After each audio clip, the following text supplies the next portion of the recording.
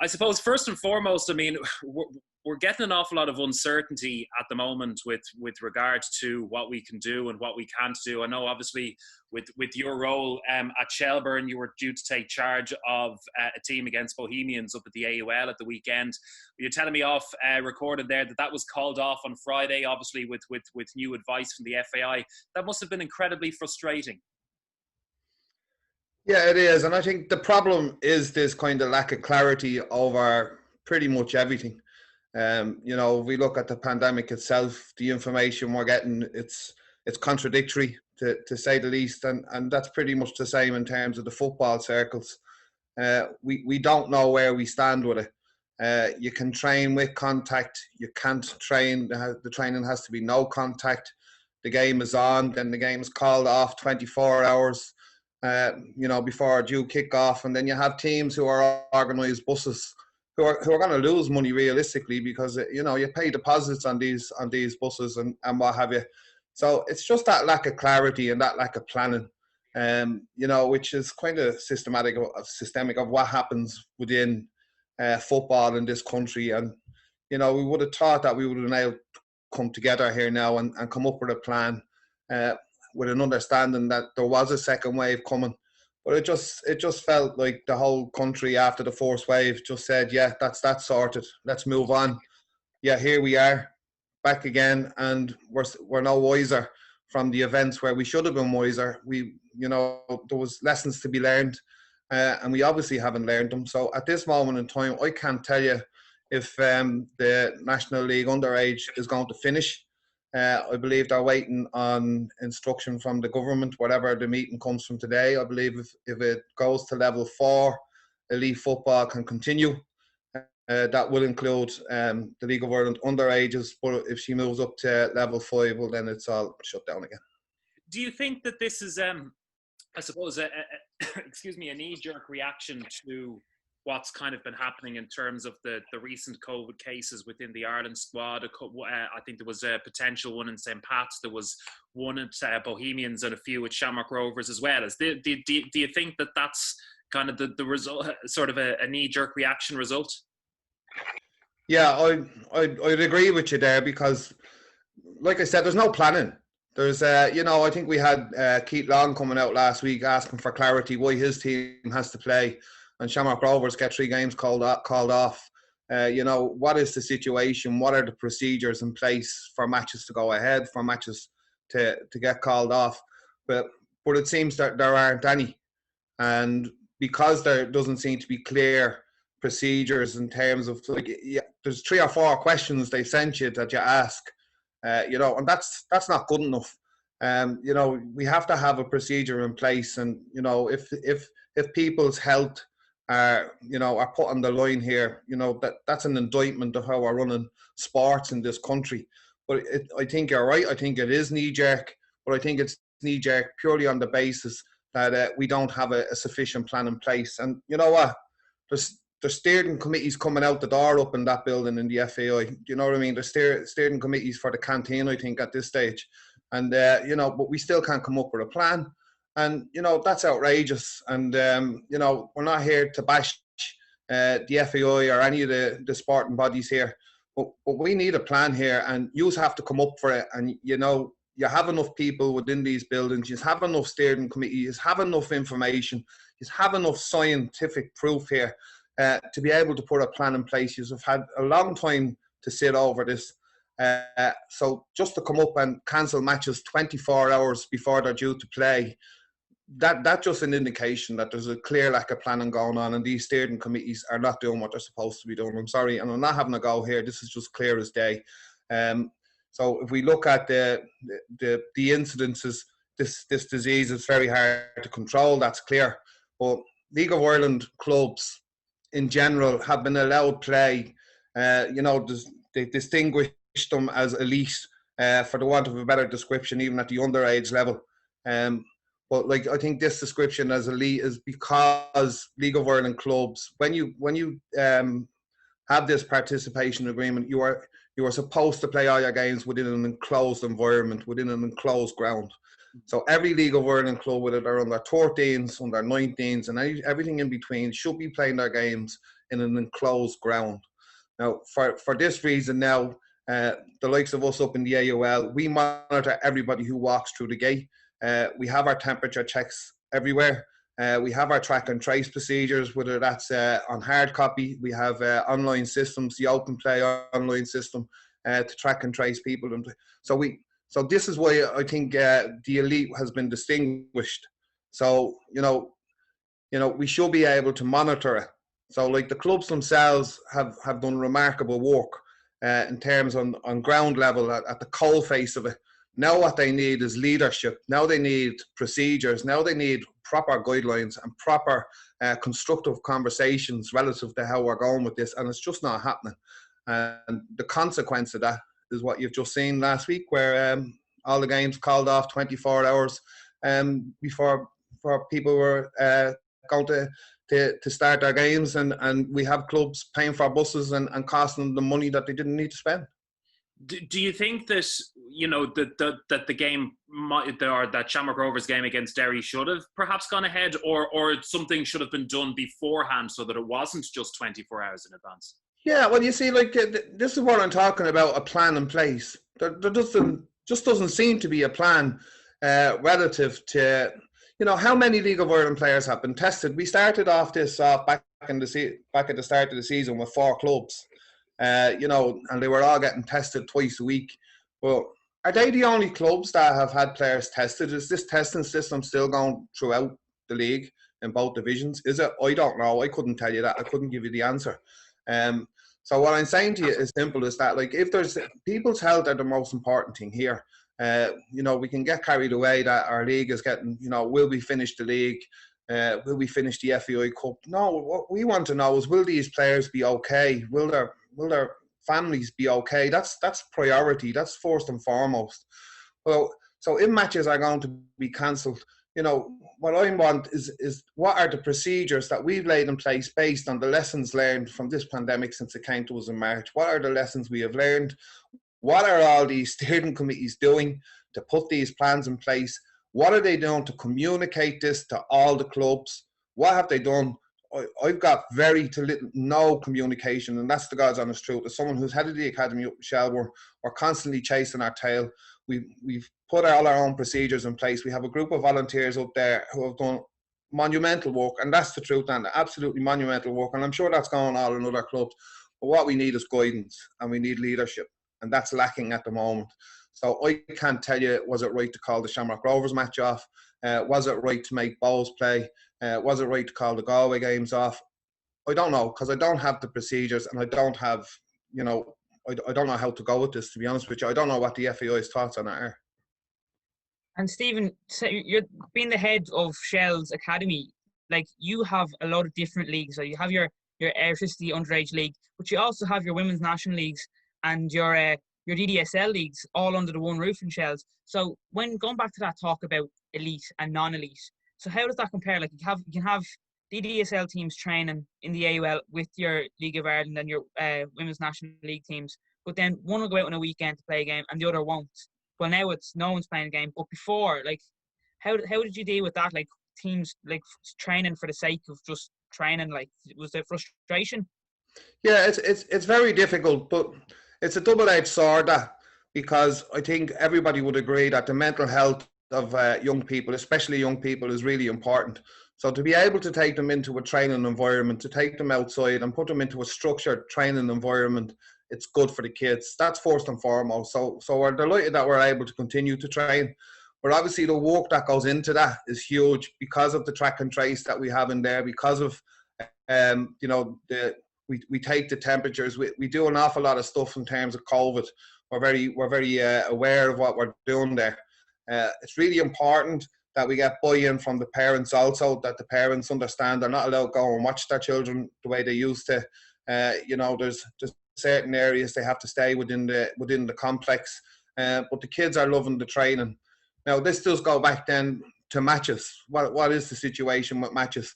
I think what I was trying to explain earlier, what my thoughts on the elite is that, it's because we have enclosed grounds and we can put proper procedures in place to keep people safe during the game. But there's also DDSL clubs that have enclosed grounds that are able to do this. There's also clubs in Cork and all over the country that have enclosed grounds that are able to do this and would do it, and they have the volunteers to do it. So this is what I'm saying to you, is that we should have been sitting down, when football was off. We had months to do this and come up with a plan to try and get as many kids as active as possible in the safest environment that we can possibly provide. There is obviously no distinction between an so-called elite player and a so-called schoolboy player, schoolgirl player, or whatever. There's no distinction. COVID doesn't have no distinction. If it goes after you, it's getting you. It's as simple as that by the looks of it. But I just think in terms of safety, there are teams within the DDSL that have the infrastructure to allow their kids to train and to allow their teams to play. But that should have been worked out in the months that we've had to do it. And like I say, there's so many steering groups up there. I don't know what they're doing. I really don't know what has come of these steering groups. I don't know what plans they put in place. There's a huge lack of communication. This has always been the problem within the FAI, is that just that lack of communication and really having constructive dialogue with the people who are on the coalface of this, the people who run, the volunteers who run schoolboy clubs, the volunteers that run National League clubs. We should have been all heavily involved in conversations about, can we train safely? Can we play games safely? If you're playing in a park, for instance, in a public park, well, then you're not an elite club in my mind. Okay, you're there and you're a community club providing a really good service, but you're not in a position to keep people safe, because you can literally have 200 or 300 people walk into a public park and watch the teams play. But if you have an enclosed ground and you have your procedures in place, well, then you should be allowed to play the game. That's just my opinion. And then when we talk about, like, there's no communication, like, in the past 2 years, especially on a schoolboy, like in a community like DDSL level, kids have lost out on potentially 2 seasons of football, with one of them being cut short because of going from winter back to summer football, and then going or the other way around. And then there last year with COVID, now everything was cut short again. So kids have missed out on potentially 2 seasons of football. And now that there's no matches going on, there's full cessation of matches, I don't think we'll see a game until the new year. Do you think that it'll be called null and void again for non-elite and elite? Well, hopefully the elite will get to continue. But if it goes to null and void for this season, another season rolled off, how do you think that'll happen to the development of so many young footballers, men and women, around the country? Sorry, you broke up a little bit there. I think I got what you said. Can you just say it again there? You broke up a little bit. Sorry. In terms of if we missed it. Yeah, in terms of how much they'd missed. Is that what you're saying about? Yeah. So in terms of how much they missed, they've missed so far. Yeah, it's been absolutely catastrophic. So far. Yeah. It's been absolutely catastrophic in terms of the amount of time that these kids have missed, and it genuinely has. The pandemic, there is still something we can do about this. There is still something we can do about this. My understanding is that if, in terms of elite football, now we're calling it elite football because that's what they're calling it. If it remains at level 4, if we go to level 4, games can still be played for the national under leagues, women's National League, obviously the men's senior football, and the League of Ireland underages. They'll be allowed to continue if it remains at level 4. That's what my understanding is. In terms of going back to the movement from football, and we're talking about communication earlier, the communication that seems to be going on with the affiliates of the FAI, there seems to be an awful lot of anger there. And the conversations they have, they don't seem to be constructive. There seems to be a lot of one-upmanship going on here, and I find that really disappointing, and I find that really sad. I've been up in Dublin now with Shells now for over a year now, and to see some of the stuff that's going on is, it can be heartbreaking, to be honest with you, because the people who are being affected the most by egos, by power struggles, are the kids. These are the ones that are suffering. These are the ones that will continue to suffer while these power struggles go on. this was a time when we all should have come together, to be brutally honest with you. It's a horrendous time for everybody involved, not just in football, but in life. There's a pandemic going on here. There are people dying. There are people getting very, very sick. And, this isn't the time for power struggles. This isn't the time to be looking after my league. If my league can't play, your league can't play. Or we should be all kind of coming together here now and trying to work on a way of getting as many kids as active as possible. And the DDSL, for instance, have a wonderful opportunity here to go back to summer football now because of, just for the year, just to get these kids out, get them out playing, because the kickback on this is going to be huge. We've, like loads of other clubs over the country, have worked extremely hard to put procedures in place to allow children to continue to train. It's it's really important for their mental health. It's really important for their physical being, for their mental being. Do you know what I mean? I think it's really important for their parents as well to be able to come out of the house and bring them to that kind of environment. But at this moment in time, I thought this would have been an opportunity, as you were saying, for people to come together, for people to put football first, for people to put players first. That's the most important thing for us now. But we still have this power struggle going on. And I'm kind of hoping that this new CEO comes in, identifies this. Well, he's going to have no choice but to identify it because it's going to be smack in front of his face. It's the first thing he's going to see when he walks in here, that this place, football is still tearing itself apart. And the ones that are getting the brunt of it, unfortunately, are the poor kids. And you're really hoping that he can come in, call a meeting, get everybody in. Let's try and get everybody on the same page. Lock us in a room for 2 days, that has to be, and say that, but this meeting is about players. This meeting is about children. This is what's best for children, not what's best for anything else. What's best for children. And if he can get that meeting going and people put their egos, leave it outside the door, leave all that power struggles outside the door, and think what's best for the young people of this country at this particular moment in time, that's the only time football is going to kick forward. I hope that happens.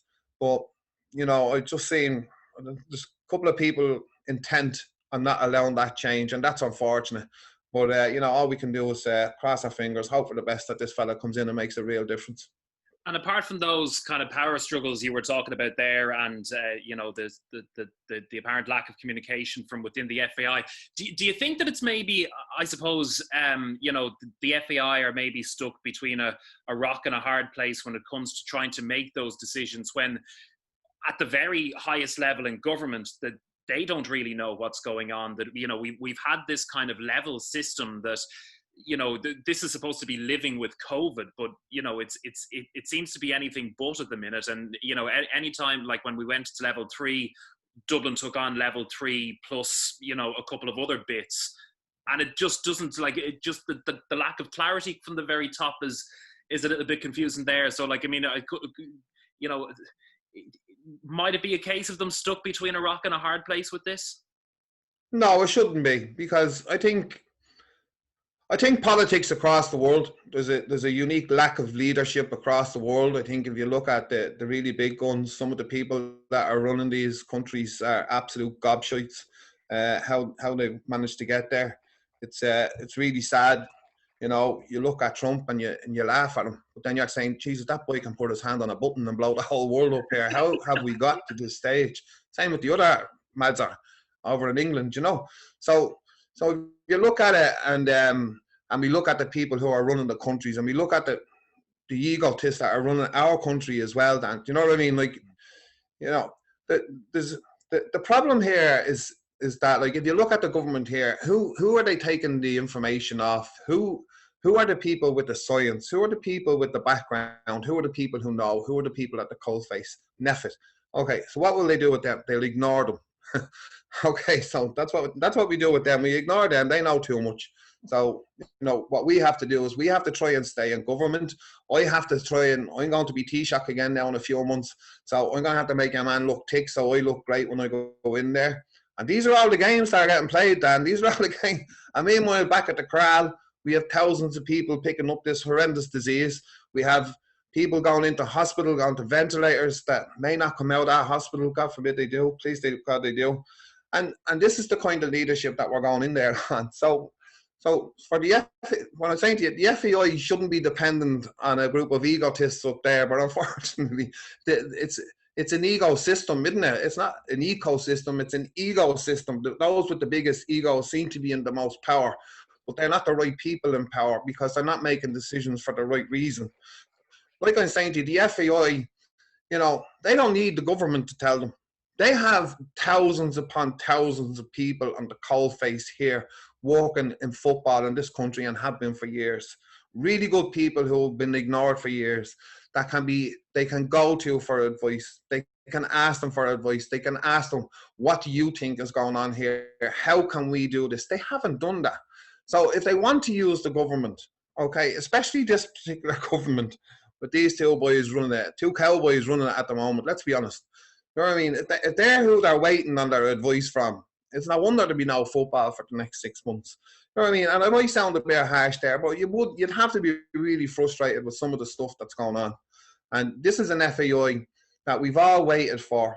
We've said, right, Big JD is gone. His influence is gone. This is a new FAI here.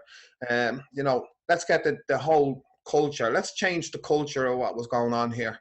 And, and then you look at they're giving the same people under JD jobs. So the culture's not going to change while those same people are in there. And that's unfortunate.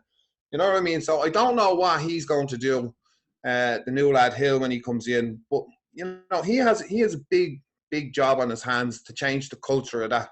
I think it was, someone says to me, it's the same movie with the FAI, only there's different actors in it. And, we all know that the sequel to the main movie are always shit. So you're kind of hoping this will be one of the sequels that was really good. Do you know what I mean? Where we start getting real cooperation, real kind of people working hand in hand with the people on the coalface, drag football together. But there's still that culture within that they don't want to listen to the people involved. And that's unfortunate. And will they continue to do that, we're still going to be, they'll never regain the credibility. Any credibility that they had is gone. So their process now is to try and regain that credibility, regain respect. And even the thing with the Dundalk trying to get to the Aviva, the IRFU probably have no respect for the FAI anymore. You know what I mean? So they don't really care about trying to help football anymore. And that's on the FAI's doorstep. They allow these kind of things to happen. So, I know that was long-winded, but no, you shouldn't be waiting on the FAI or the government for leadership, because there's no leadership going on there. There really isn't. Do you know what I mean? And if they're using that, well, then that's all they're doing. They're using it as an escape route, because they have the steering groups there, they have the people there, they have volunteers. Everything is there for them to put a plan in place to deal with COVID, not just for elite players, but for, when I call them elite, not just for elite clubs, but for all clubs, boys, girls, men, women. We should have had a plan in place for the second wave, and we haven't. And I suppose we can talk about COVID to the cows come home, but there's obviously there's good stuff that we want to talk to you, in terms of Shelbourne in general about. But I suppose the one last point that I'll make, and it was made by a parent on our football team up in Corduff not so long ago, was that it's just mad that the government will harp on about how important it is, and it's very important for kids and education and their mental health to kind of be in school. But the argument for whatever reason was different when it came to kids actually getting out and playing sport, and something that would just be just as beneficial as being stuck in a classroom all day. Yeah, because you're stimulating the mind in a classroom, but you're stimulating the mind and the body out on a pitch, whether that's playing Gaelic football, rugby, whatever it is. So both are really important. The thing about it is, within a classroom, you're actually indoors. This is when this thing is at its most dangerous, I believe.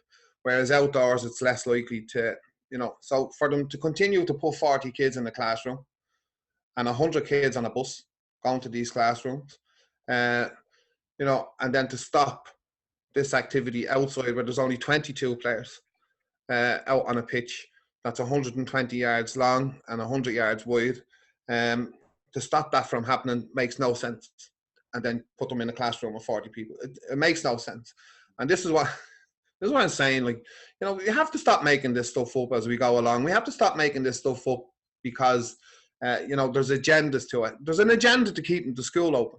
I don't know what that agenda is. The government people know what it is. People up there, they know what it is. I don't know what that is. And it's not as safe as they're saying it is. Do you know what I mean? It's clearly not as safe as what they're saying it is, but they're doing it for a reason. But football and sports in general is safe. It's outdoors. There's good interaction. A lot of the clubs have really good safety procedures in place. Not just the League of Ireland clubs, but schoolboy clubs have really good procedures in place and invested an awful lot of money on it, and they deserve to be playing their games.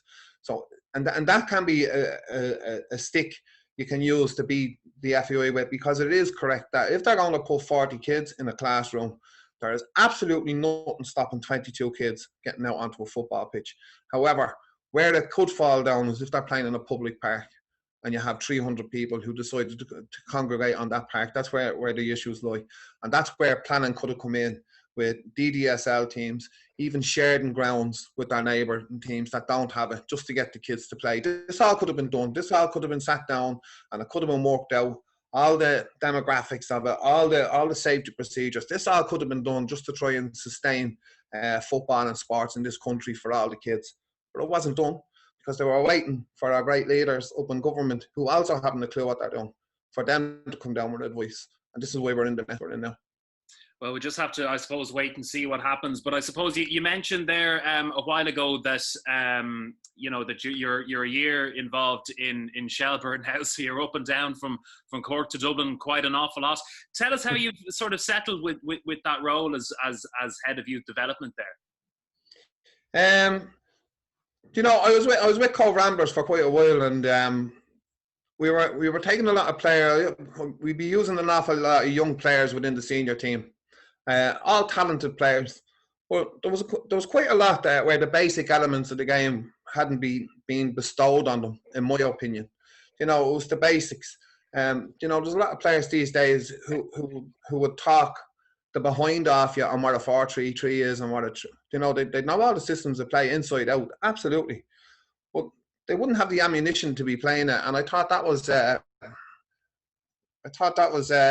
something that I'd be interested in getting into, in terms of can we get into a club here and try and implement the basics, try and show coaches that it's not all about systems of play, it's not all about this kind of stuff. It's about giving the kids the basic knowledge and the basic understanding of whatever role they're playing within the team.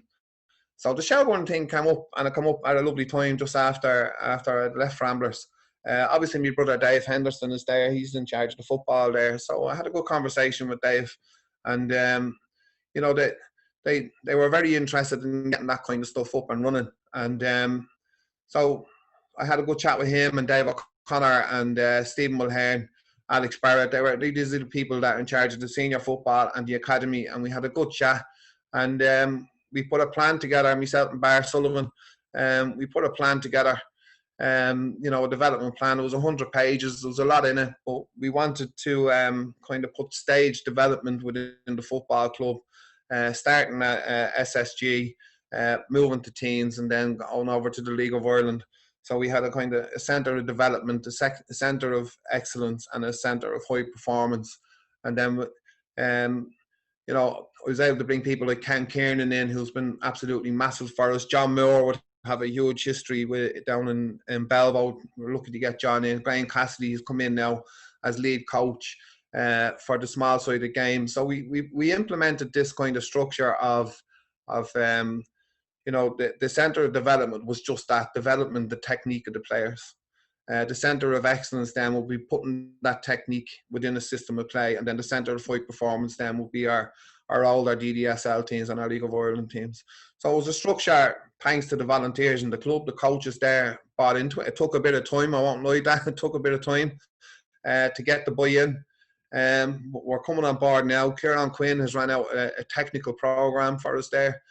We run with the SSG every Tuesday, and he's also providing the GPS systems, not just for our League of Ireland teams, but for some of our DDSL teams. So that rolls into the high performance part of it.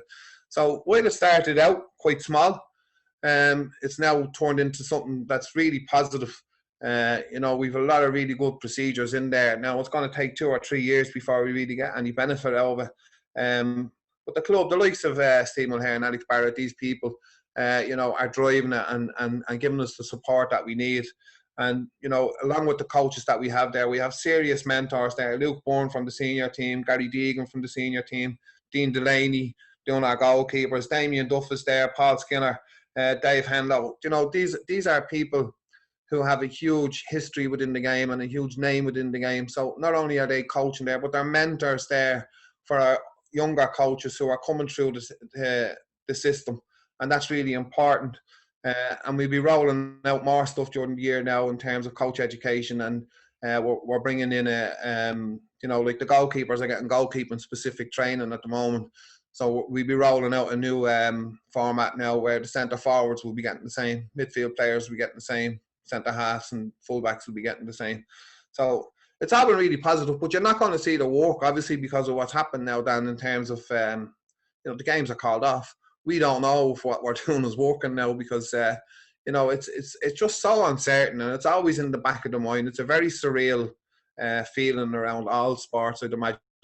Even if you look at the Premier League, you know, they're averaging 5 or 6 goals a game, Dan. What's going on there? Like, do you know what I mean? I do a forecast 5, you know, and I'm getting murdered in it.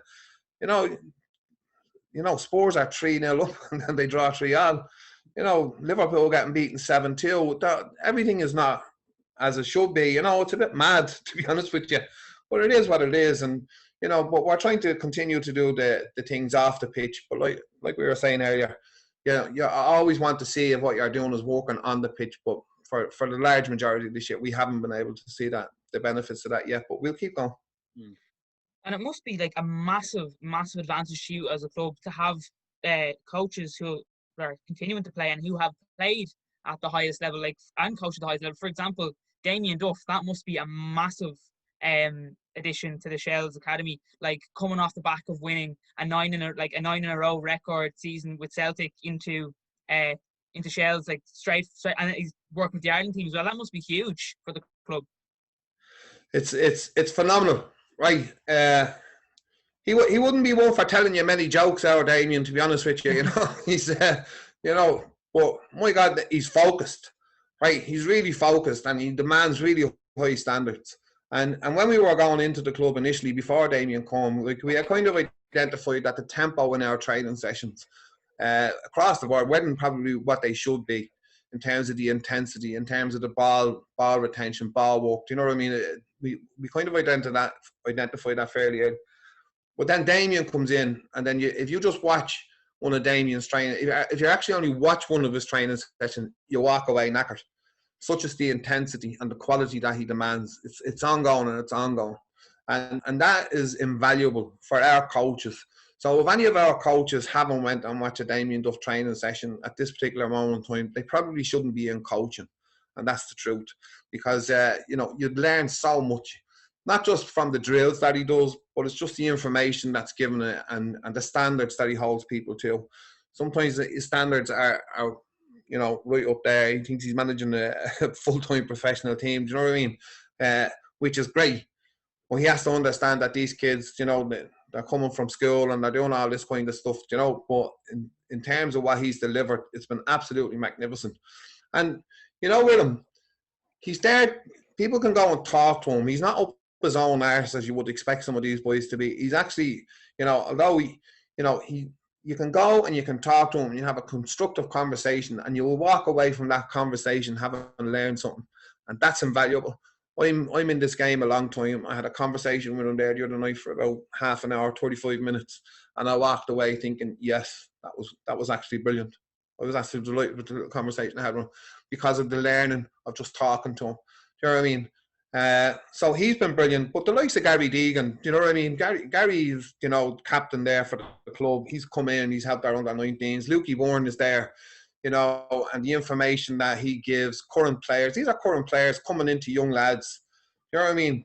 Giving really good information in terms of the position. Because we've gone too much into, you know, 4-3-3, 4-2-3-1. All the training is around this nonsense. And through this, we're forgetting the fundamentals. We're forgetting the basics, that in order for your 4-3-3 or all this to work, the players have to have the basic ammunition to do that. A midfielder has to be able to pass the ball. A centre-half has to be able to read the game, head the ball. A defender has to be able to stop crosses coming into the box as well as crossing them into them. Wide players have to have an understanding of when to come in, receiving on the side foot and breaking lines. They all have to be taught that. You know what I mean? But sometimes it's just getting overshadowed now for shape. So this is what we're trying to drive home, and hopefully, please God, when this pandemic passes and we really get this whole development model nailed, we'll start producing really top class players. Yeah, and Luke Byrne and Damien Duff, they had experience playing and coaching together at Rovers, I remember before. But anyway, speaking of Rovers, from your opinion from the outside looking in, how do you think this year has gone for them in terms of on the pitch? Do you think the 18, they're one win away now from a league title, first one since 2011.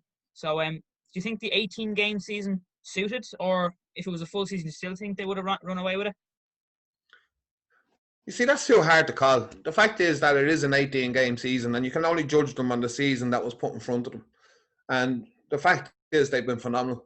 Let's be honest here. Whether you're a Shamrock Rovers supporter or not, you cannot both be impressed with how this team played the game.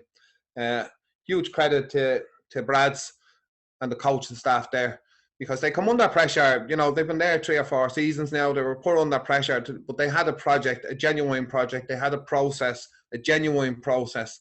And if you look at the quality of their underage teams, their First Division team are very good. They're very competitive, very naive at times, which is why they don't know, but they've been very good and lovely to watch in the league. And then the senior team, it's just an accumulation of everything that's good about the club. Clearly deserved to win the league on the back of a brilliant FAI Cup win last year. So, they're clearly deserving of it. I think they only need one more win. I think that wraps it up. They probably may not have to win any more games by the time the season's over. I don't know, by the time they get back playing. But they've been absolutely phenomenal, both on and off the pitch. I think just before the pandemic there, I think Tallaght Stadium was nearly sold out. And to see that, it's a fantastic stadium with a fantastic pitch. That's where you want League of Ireland football to be. That's where you want to see. You want to see top class stadium, top class pitch, with a top class team playing football the right way, an attractive way, a really attacking, exciting way in front of a full house. If we could get that at every ground around the country, we'd be absolutely laughing. And then there was controversy, as you mentioned, the First Division team. There's controversy at the start of the year about having a Rovers 2 team in the First Division. For whatever reason, I think some clubs thought that Rovers were going to run away with the First Division as well as the Premier Division. But looking back at it now, what's your opinion on it? They feel that 14-year-old Sam Curtis there on the weekend. I think that's the youngest player to ever play a senior league fixture after Kevin Zeffy, who was also a Rovers 2 player. What's your opinion on that team? Well, I think if any other club in the country had the finance to do that and they were in a position to do that, they would do that. There was never any question they were going to win that league based on, they would have been too young. They play attractive football. It's as simple as that. They play attractive football, and they have a certain way of playing, and there is a development team. And it's because of that certain way of team they play. They've lost quite a few matches, but they've won a few as well. But they've never been hammered. It's a constant process. The team changes every week. They're given lots of players and experience. I think Eamon Collins played in the Old English Second Division when he was 14 years of age under Alan Ball. I could be wrong on that. I'm sure Eamon played when he was 14. So if you're good enough and he has the physicality and he's able to stand up to the challenges, well then, by all means, it doesn't matter if he's 14 or 40. Play him. If he's able for it, why not? I think the problem there would have been in terms of child issues and what have you in dressing rooms. You want a 14-year-old in dressing rooms with grown men and stuff like that, and the kind of let's say the industrial kind of humour that goes on in the dressing room, is that an appropriate area for a 14-year-old player? I don't think so, to be honest with you, in terms of that. No, it's probably not appropriate whatsoever.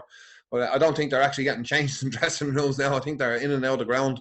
I think the Rovers thing has been a very big success. It's a huge amount of money they've had to invest in it.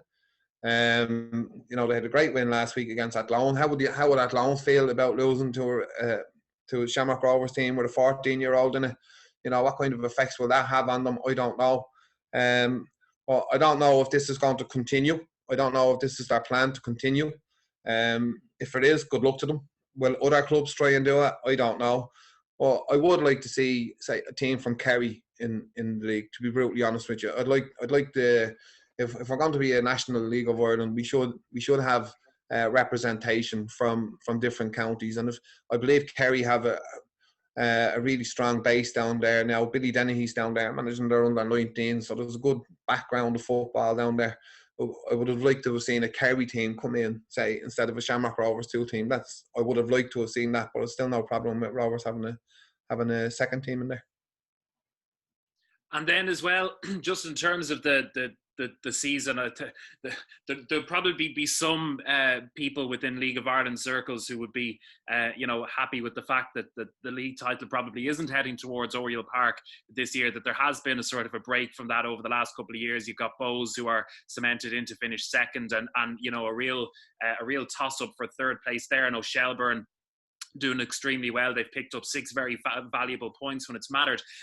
In terms of then what's happened in Dundalk, because you've touched on it, the war of words kind of between the new owners, Peak Six, and their dismissal really of Tala Stadium, and basically saying that why would you want to play Arsenal at Tala, and then seemingly biting the IRFU when they've got important internationals coming up as well.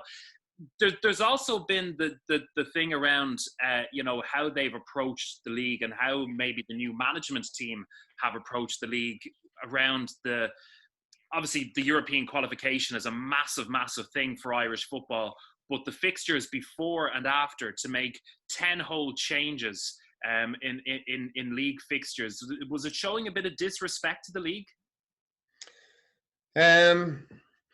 Well, the manager couldn't be disrespecting the league, because when he come over, he didn't know it.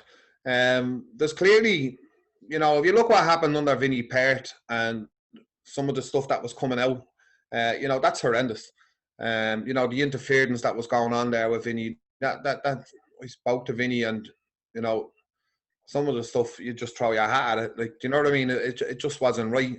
Well, in my opinion, it wasn't right anyway. But there is a lot of games coming up, and this Dundalk squad, as actually I think Vinnie said it, was that they were put together to compete over all fronts. That 10 players that he changed, that team that went out will be good enough to finish probably 4th or 5th in the Premier Division. That's how strong that Dundalk squad is. That's how much of the investment that's gone into that squad. So whether they disrespected it, they've obviously put all their eggs in one basket, and relative to Europe, they've tried to get in there. They have got in there. It's been an absolutely magnificent achievement. But they should have the players that will be competitive. I still think they'll finish 3rd. All this stuff. The reason why they're finishing 3rd is because of, again, all this uneasiness that was going on in the background, Dan. And I keep saying this, that you need a really good foundation. The clubs have to be solid off the pitch in order for clubs to be successful on it, in order for the team to be successful on it. You really do need strong leadership. You need good structures.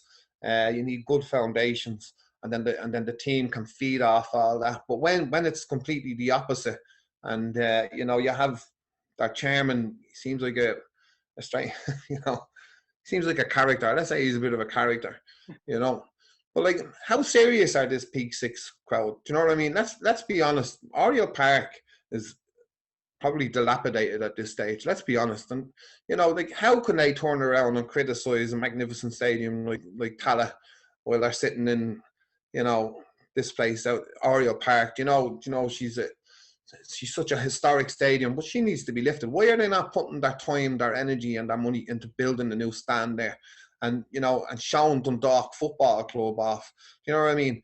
The Tala Stadium's not going to embarrass Arsenal. It's not going to embarrass the league.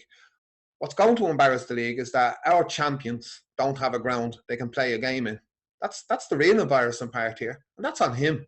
And he needs to kind of take a little step back here and say, how much do you want to promote this league? What are Peak Six real interest here? Is it to get their hands, is there something that they've seen that they can get their hands on this Aviva Stadium through a backdoor kind of mechanism, that they can take over the FEI's debt in here and they can have this stadium? Is this what they're at? What are their real intentions here with Dundalk Football Club? Yes, they've invested in the team. Yes, the team have repaid that by giving them European football and recouping an awful lot of that money for them. But if these are serious investors, they're going to have to put roots down. And the only way they're putting roots down is not by putting money into a football team. It's by putting a new stadium there in Oriel Park. And will they continue to ignore Oriel? And will they continue to let Oriel dilapidate further? I don't think they're really good investors to have, to be honest with you. Do you know what I mean? Because that's just money going into players. This should be going into the club. The stadium should be built. They have a great support base down there. They have a great town there. Really kind of go and really implant yourself in the community now by giving them what they need, giving them what they deserve. And that's a new state-of-the-art stadium. And then in terms of the one of maybe the more positive things to come out of this kind of lockdown has been the streaming service, the Watch LOI. I know maybe the First Division might want to have a bit of a say on having a chunk of that next season. But is this now, like, we've seen a massive opportunity, I think, when you consider that, like, I've had people text me saying that they've been able to watch League of Ireland for the first time since they've left the country, and that could have been like 10 years ago when they're seeing a League of Ireland for the first time. Is this the opportunity now to market the league through that? I mean, I think it was one of the things that Niall Quinn wanted to do with the league when he came in all those months ago. He wanted to see if he could market it to an investor outside. Is this now the opportunity? Yeah, I think it's been a fabulous service. Unless you're Cork City, of course, because I tried to watch Cork City twice in the last week and the stream was awful. But outside of that, it's been magnificent. It's really promoted the league in a positive light. It's there seems to be a bit of uncertainty relative to how successful it is, and it hasn't been. Quinn come out initially and said that the numbers had exceeded expectations, and I think Owens come out then about 2 months later and said I hadn't. So I don't know where it is or where it isn't. But I hope this isn't just another case of football in this country. They never give out a chance in this country, do they, Dan? Let's be honest. You know what I mean? You're constantly trying something. We'll try this, give it a season. Does it work or does it not work? If it doesn't work, now we'll dump that. We give this another little go. Now that. You have to give these things time. You know what I mean? You have to give them time and you have to promote them properly. They want everything to take off straight away with as little investment as possible. Just throw this at you and they expect everybody to go charging after it and expect it to be a huge success. It's like football itself. Football is a process. There was a process at Ramblers. There was a process at Dundalk. Process at Rovers. And there's a process there, and when they're given time and they're given the backing and they're given the exposure, you get really, really good results. And I hope this streaming service, irrespective of how good or bad in terms of the numbers, where it's given time to grow, because it's like you say, I think there's absolutely thousands of people who are watching League of Ireland for the first time through this streaming service. For the large part, it's really high quality streaming. They have some really good commentators on there. Some of them probably not so good, but they have some really good commentators there, and the quality of football is there for everyone to see. Obviously, there's been some not so great matches, but that's every league in the world. You're not guaranteed, but overall, it's been an absolutely brilliant addition. Yes, it can be something that can be sold. Hopefully, we can get more investors in. Hopefully, we can. The fact that we can get 4 teams into Europe, that has to open people's eyes. And so I think the league, this has been one of the success stories of the pandemic, has been the streaming. And even in the Fourth Division, there's been clubs in the Fourth Division, the likes of Longford Town, UCD, Cove Ramblers, Galway, who have streamed their own games, and they've been really, really good quality. And you see, the previous regime of the FAI wouldn't allow that. They nearly banned all kind of, self-promotion. They wouldn't let clubs get on and try and make a few bob that way, whereas this seems to allow that to happen. So it's coming to a wider audience. It's credit to the Fourth Division clubs that they've taken this service on and they've provided such a really, really professional service, for most of them have been anyway. And along with the streaming service, it really has kind of projected League of Ireland to a wider audience. And hopefully that will somebody will see that with a few bob, and hopefully they'll come in and we'll take on the league to the next level where she deserves to go, to be honest. Now, turning to an international front, I know you have an opinion on this because I've been following your tweets around each of the fixtures. Jack Byrne in the international squad, like, what does he need to do to play again? Well, first and foremost, what I thought he needed and I thought he had was a manager who would believe in him, irrespective of what league he was playing in. Look, Jack is a quality football player, and it was clear that the Irish team, on occasion have needed someone to unlock a defence. I don't care if, Jack Byrne is playing League of Ireland or he's playing Premier Division. That's a unique skill that Jack has. That's unique talent that he has. It's a natural talent. There's nobody coached that into him, I can tell you. That's a natural thing, and that's something that we needed, for someone to put their foot on the ball and to be able to see runs and to have that absolute natural talent to absolutely tread a ball through the eye of a needle. That's what Jack has. Nobody else in that Irish team has it. I don't care. I don't care who you come up with. Brady, not a hope. Hendrick, not a hope. Byrne has the one that has that to unlock the defence, and he should have been given that opportunity. So what does he need to do? It's clear. He's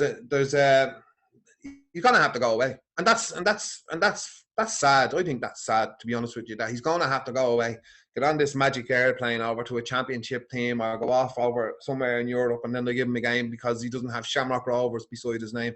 I think that's disgraceful. He was badly needed. If you watch him against Milan, he was tightly marked. He was getting fouled, consistently getting fouled, but he still found the pockets, and he was still finding passes, and he was still treading passes. And if you can do that against Milan, then you can certainly do that against Finland, let me tell you. The fact that he wasn't given that opportunity, then you have to take a deep breath and say to yourself, okay, what's going on in training? Is he terrible in training? Are they seeing something that we're not seeing? Why is there such a lack of faith in him? Do you know what I mean? And they're saying that, like, you can't bring him on after James McLean has been sent off. No, you can't. He should have been on before he was sent off. Not after he was sent. Before he was sent off, the game was there for him to go in and have a heavily influence, in my opinion. But anyway, I suppose the root cause, what does he have to do? He has to go away. It's as simple as that. Because I really thought we had a management team here now would have trusted him. Do you know what I mean? I thought we did. You have to remember where Stephen comes from. Stephen has been given the opportunity from League of Ireland football. Yeah. So there should be no football snobbery from him. Do you know what I mean? And I'm not saying it was or it wasn't. It's maybe something that they've seen in training. I don't know. But all I know is that that game cried out for someone who has the natural talent that Jack Byrne had, and he wasn't used, and people brought on ahead of him and what have you. I think that photograph, did you see that photograph someone put up of him doing the cool down on his own?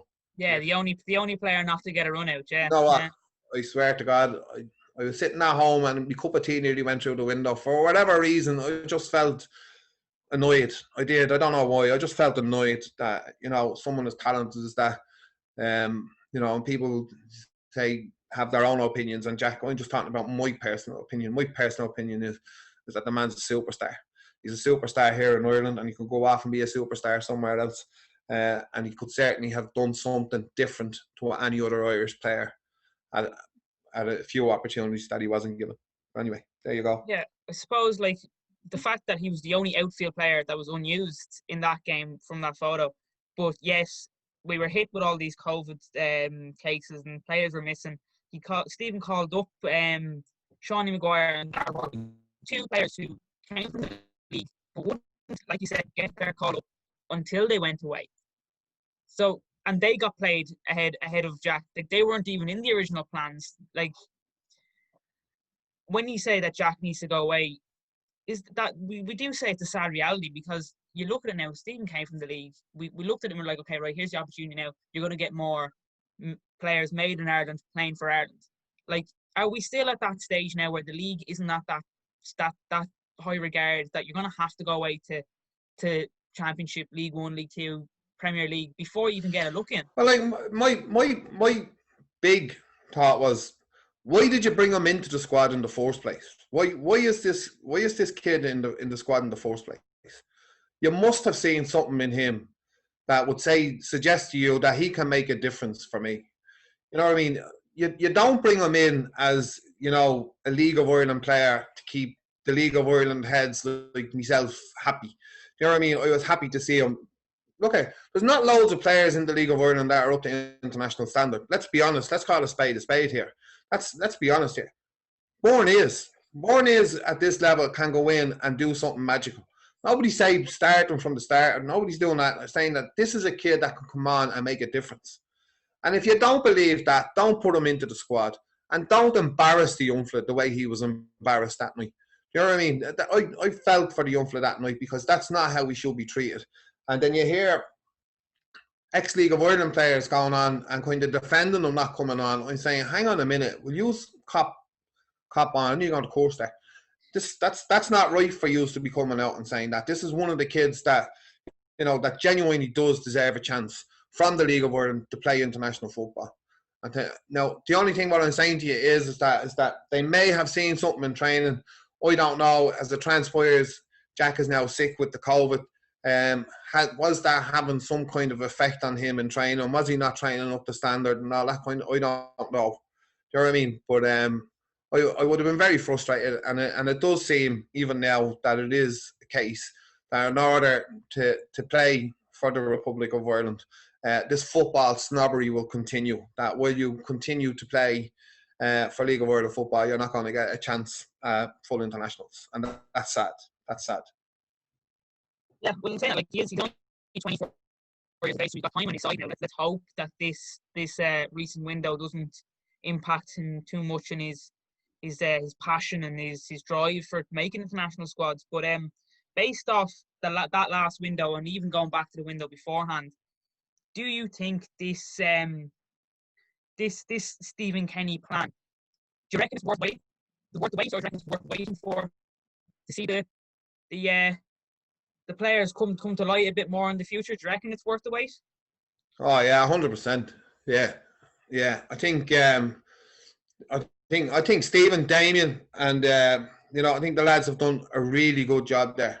Keith Andrews is there as well. You know, I think they've done a really good job in terms of being brave enough. Right? When I say brave enough, here's where the bravery comes from. When you change the system of play like that, and you change the culture of how the team play, you change the culture of how that team train, because it didn't seem to me they trained very much under O'Neill, to be honest with you, in terms of preparation for games. There's clear preparation gone into this team, and there's clear identity starting to emerge in how they want to play. So where's the bravery? Is that brave for that football? No, that's a bit brave, and that's football. The bravery is doing that and fully understanding that you're going to get slaughtered. You're going to get slaughtered by 50, 60% of the population at home. And you're going to and that's hard to take. Let me tell you, that's hard when people get after you and people have an agenda against you and they start going publicly after you, irrespective of how much you earn or what club you're at. It's hard. So to make those changes and to implement that culture change and to implement that style of play, fully understanding that if you don't get results, you're going to get slaughtered, that's brave. So I take my hat off to Stephen for being brave that way. Are we more exciting to watch? 100% we're more exciting to watch. Are we more organised in terms of how we are as a team, with and without the ball? 100% we are, because we used to play a 4-4-1-1 or 4-3-3 or whatever it is, and just launch the ball up the pitch.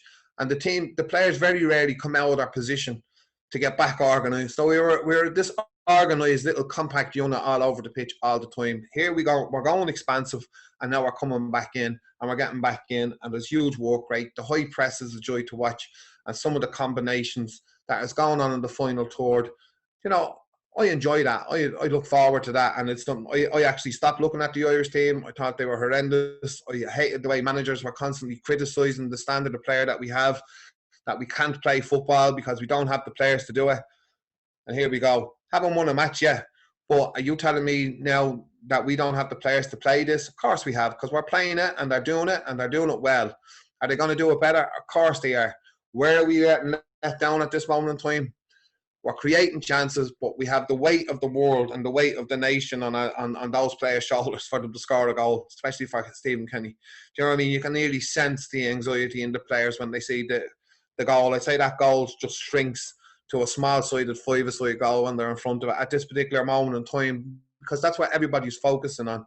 Everybody's focusing on, you know, not the style of play, not the culture, but there's no goals coming from it. It's all the manager can do is set up his team to go in an effective manner to create as many chances as you can for your team to score goals. And when you're not in that, transit back to make it as difficult as possible for the opposition to score against you, right? It's as basic as that.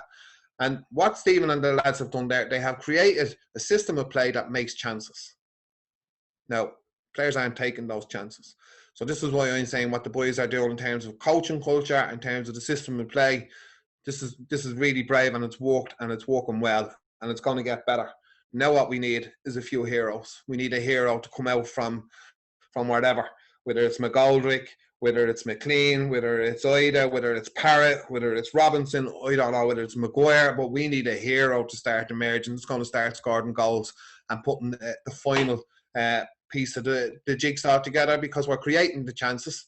And now we need a goal scorer. We need someone who's going to come in and score those goals for us. And that's easier said than done. But in terms of overall play, in terms of the cultural change, I've really enjoyed watching Ireland, and it's been a long time since I've been able to say that. Yeah, no, absolutely. I mean, I think it is fairly evident, and like an awful lot of people now starting to criticise Mick McCarthy a lot. I know he's been on Sky Sports coverage of it, which kind of does seem a little bit strange when he's criticising, oh, I would have had it done this way or that way. And I think, was it Richie Sadlier who came out and said that his only highlight of Mick McCarthy's second reign in charge was a tennis ball protest at the Aviva Stadium. It really tells you all you need to know. Yeah. I didn't know he said that. I didn't know Richie was a comedian, to be honest with you, in fairness to him. But yeah, and it's probably a fair point, because nobody was more disappointed in terms of how we were playing under Mick than me, because like I remembered Mick McCarthy in his first, and we played football. We were able to, you know, go long when it needed to go long and play football, and it was that nice mix. It wasn't as football orientated or as methodical the way Kenny is doing it at the moment, but there was elements of football in it.